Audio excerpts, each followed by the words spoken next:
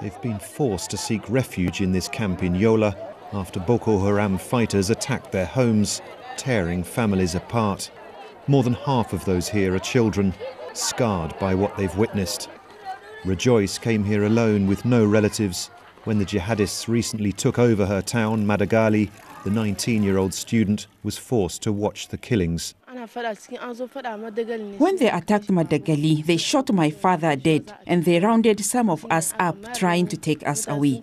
Then right in front of me, they burnt my mother alive. I met a tearful 14-year-old Sauki. She was separated from her mother as people fled when Boko Haram attacked. Sauki doesn't know if she survived. A woman told me she met my mother when they were hiding in the fields. And my mother begged her for some food. But I don't know where she is now. I have no way of reaching my mother. She doesn't have a phone. For several years, people have been running away from Boko Haram attacks and then heading home when they feel it's safe. But these days, the jihadists have changed their tactics and they're now actually holding territory, which means none of these people could go home until the Nigerian military takes back their villages and towns. This is what people have been fleeing. Using looted military hardware, Boko Haram took over Gwoza in August. Here you can see Nigerian soldiers fleeing into the hills. Some have complained of not having enough firepower and being outgunned by the jihadists. Another just-released video shows the purported leader of Boko Haram dismissing the military's allegations that he's dead.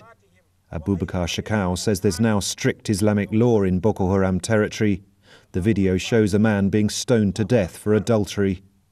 Back at the camp in Yola, more people turn up every day, having spent weeks fleeing the violence. They come with just a handful of possessions. On a visit to the camp, Nigeria's finance minister said the government was making sure that soldiers got better weapons. There have been reports of recent military success. The army is working. As you see, it's been taken back one or two places. It needs to push further, and the equipment to help them is on its way. So the equipment's coming? Yes. And some of it has come. That's what has helped them to make the advances. Yeah, so we need to also stand behind our army because they're protecting us. Some very basic classes have started here. It's better than nothing, and more resources and teachers have been promised.